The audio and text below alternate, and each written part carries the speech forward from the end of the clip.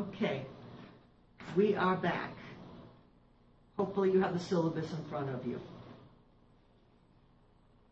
The first couple of pages give you the course description, objectives, and competencies. I'm not going to read them, as I said to you. I'm not going to read everything to you that you have in front of you. But these are the goals of this course and what we hope to accomplish for you to achieve these competencies as a professional social worker. I want to go to page 3 of the syllabus, which then talks about the course format. This would be an important section for us to discuss. We actually are on a weekly time frame for this course of Wednesday evening. Every Wednesday night, technically from 6 to 8:50 p.m. is this course. Even though we aren't meeting in person, we have a weekly time frame as if we were meeting in person. Either Tuesday night or Wednesday during the day, I will be posting the week's notes for you on UB Learns. In course content, you will be able to print them out or read them at your leisure. The weekly readings that are on the syllabus when we get to the course outline, these are due every week. And it would be best if you really did the readings week by week because they relate to the topic of that week. And whatever assignments we have are tied into those also. You have a week to do it in. So hopefully you will be able to accomplish all the reading. We are going to be using discussion board forums a lot for this class, as you can imagine. They will be activated each week for the Blackboard discussion, which has to do with whatever the topic of that week is. So there will be room for you to ask general questions on content or technical matters. We're going to have, as I said, a forum for introductions. We will have different forums for many topics. So, another important thing on the format of this course, we're going to have 3 synchronous sessions. That means we're all going to be online together. We're going to use the Collaborate program in order to communicate.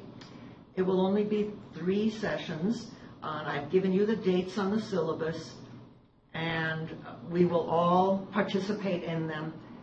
If you cannot be online at that time with us, please notify me in advance. Thank you for that. This course focuses on understanding human behavior in the larger social environment. We are going to use lecture, readings, discussions. There will be some weekly homework, which is the Blackboard discussion forum, as well as some other graded assignments.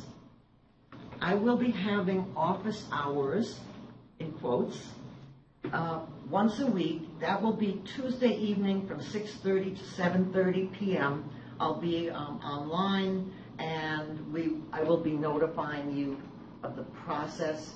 Suffice it to say, though, that if you need to reach me or have any questions, you can email me at any time. Just give me a day or, say, 24 hours to get back to you.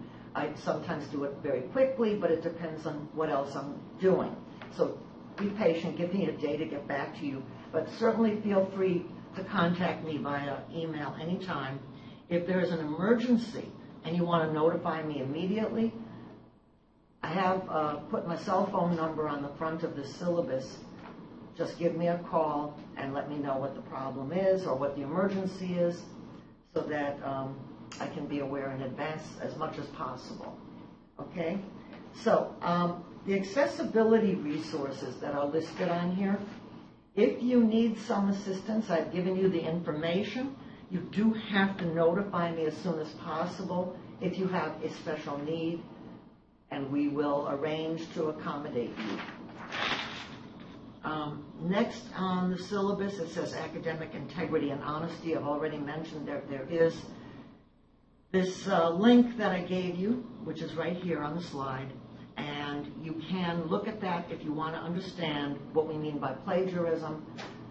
The main thing is that you do your own work. When you refer or quote someone else or discuss what someone else said, you must give an acknowledgement that it was their idea or their quote. And not that, don't make it look as if it were your own. So what we use then, of course, is references. You must cite. You must give a citation for someone else's thoughts or words. If you get data from someplace, you can't act as if you came up with the data. You must acknowledge where you got the data from. We'll talk about that more as we go on, especially as we're doing our written papers. Next, I think this is something that is an important topic for everyone, the grading requirements. There are a lot of things that go into grading. I gave you a list of things. These are not the specific grades for assignments, but these are things that affect your grading. They can help make you get a better grade or not. Some of these are extremely, well, they're all important, but some are extremely important and need a little more explanation. So I just wanted to go over a couple of things. You see on this list, professional conduct. This is extremely important. You might say, what do you mean by that? What is professional conduct? What it is it applies to both academic learning and basic professional social work skills, values, and ethics. What it means is, essentially for our purposes, respect for colleagues. We have a lot of people at different levels of experience and knowledge. What we really need is an open and safe environment for learning. You will probably hear something similar from every professor in every one of your courses.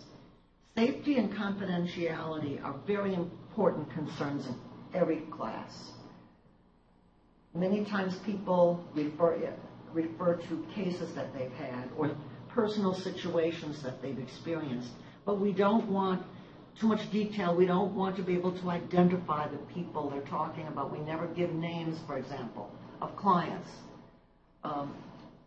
We also have to respect the fact when people ask a question, and whether you think it's silly or outrageous or whatever your opinion is, if they don't know something and they're being brave enough to ask the question and try and search out an answer, we have to give them that respect and try and help them find the information they need or learn what we want them to learn, in the sense of being able to know what they're doing. We're going to be dealing in social work, and if you haven't done it yet, you will, with many, many different types of people and situations. Social workers work in all kinds of fields, and you never know what you're going to find when you go to work. So professional conduct has to do with instilling in ourselves the social work values and ethics and understanding how to learn from new experiences. We start with that in class, and we start by allowing people to learn safely, to ask questions and get answers that they are seeking without being yelled at or laughed at or called names or treated in any disrespectful manner. That's what we essentially want in professional conduct. I also want to mention when we do meet online, one of the things with professional conduct is that we are all timely, that we get online quickly and on time, that we turn off cell phones or music or games that we've got on, and turn them off and pay attention to the other students who are online with us. We want you to pay attention and participate. So part of that is professional conduct, is professional courtesy, and that's part of it. I also want to mention readings, which is not on this list. But while reading is not specifically graded in this course, your lack of reading or your accomplishing all the reading is going to be reflected in your graded items. It is expected that you will read every required article or textbook chapter listed on the syllabus. It will enable you to gain valuable information. It will also enable you to participate in class to a higher level, and it will incorporate, it will give you material to incorporate in your written work. So it's very important that you do the readings. That is a required aspect. You will note on the syllabus when we get to the course outline that there are required and recommended readings. I want to point out that the recommended readings you do not have to read. Don't worry about reading those. They're really given to you as extra information for those of you who are interested in a topic or want some more information. I'm giving you them as recommendations to give you additional learning, essentially. But they're not required. So if you don't have time to read them or you're not interested in the topic, you don't have to. But you will have the information. Sometimes in the notes I will also give you additional resources. I like to do that because most students find it very, very helpful to have that information available. Even if you're not reading it right now, you might want to later. So let me also mention that all the required articles that you have to read, I will be posting them on UB Learns for you. Some of them are actually able to be accessed by the online library, but I'm going to post them for you on UB Learns, and you can have access very quickly and easily. I also want to mention, while I'm talking about reading, I also want to mention writing, the graduate writing level that is expected. We will be doing a few papers, and it is expected that the graduate writing level means that you know how to spell, you know grammar, you know how to put sentences together and concepts and thoughts in paragraphs. You should, when you write a paper, always check it for punctuation, grammar, spelling. We also, at this level, want you to use the APA style for your writing. That has to do with how we do our citations and references. If you're not familiar with APA style, there is actually a link that you can go to learn it. And I think I gave you that link already. It's written down. But nevertheless, I'll make sure you have it if it's not here. But I think it is already here. We also have a writing tutor. Yes, the apastyle.org website is listed on page 5 of your syllabus under writing level for graduate students. And this is all explained there.